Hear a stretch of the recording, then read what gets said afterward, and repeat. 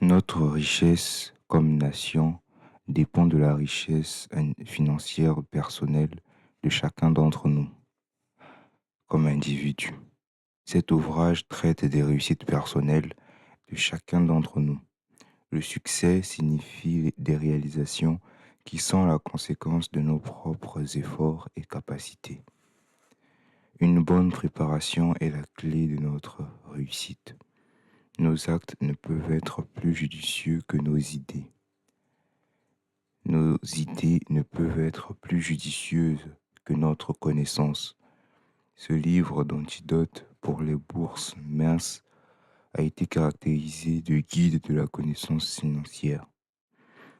C'est en effet son but, offrir à ceux qui ont l'ambition de réussir financièrement une compréhension approfondie qui les aidera à acquérir de l'argent, à le conserver et à faire fructifier leur surplus. Dans les pages qui suivent, nous sommes reconduits à Babylone, le berceau dans lequel ont été nourries les notions de base de la finance, aujourd'hui reconnues et utilisées dans le monde entier. Aux nouveaux lecteurs, l'auteur est ravi de formuler le souhait que ces pages puissent contenir pour eux la même inspiration pour les comptes bancaires croissants, de plus grands succès financiers et la solution de problèmes financiers personnels difficiles, rapportés avec tant d'engouement par les lecteurs d'un océan à l'autre.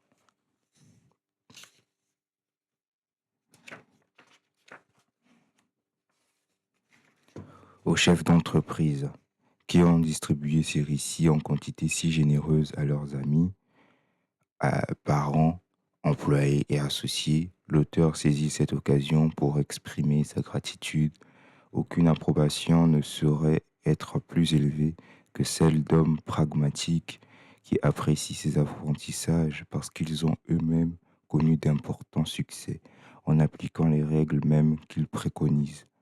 Babylone est devenue la ville la plus prospère du monde antique parce que ses citoyens étaient les personnes les plus prospères de leur époque.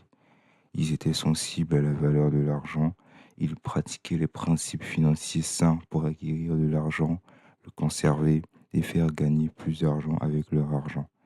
Ils se procuraient ce que nous souhaitons tous, des revenus pour l'avenir. Bansir, le constructeur de chars de Babylone, était profondément découragé.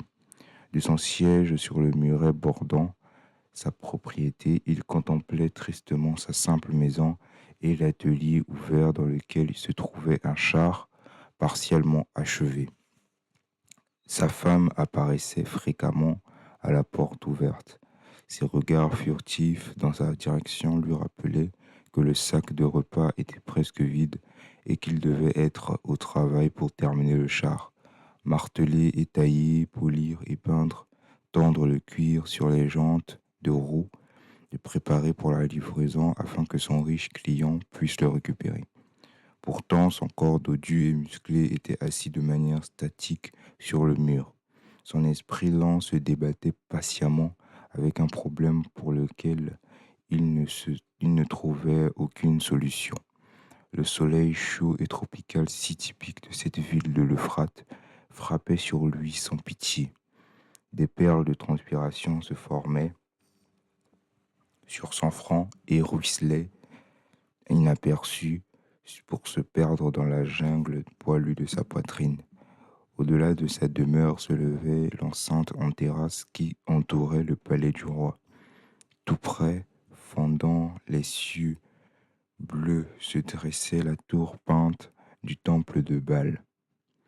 Dans l'ombre d'une telle grandeur se trouvait sa simple maison et beaucoup d'autres, bien moins soignées et moins entretenues. Babylone était comme cela, un mélange de splendeur et de misère, de richesse éblouissante et de pauvreté extrême, entassés sans plan ni système dans les murs protecteurs de la ville.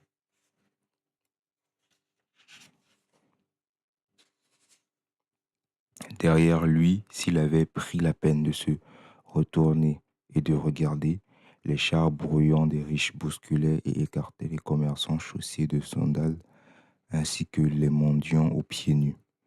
Même les riches étaient obligés de se tourner vers les carnivaux pour laisser le passage au long fil d'esclaves porteurs d'eau.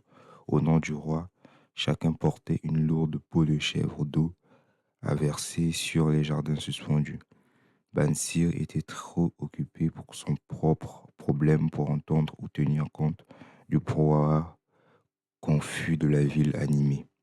C'est le tintement inattendu, des cordes d'une lyre familiale qui le sortit de sa rêverie. Il se retourna et regarda le visage sensible et souriant de son meilleur ami, Kobi, le musicien.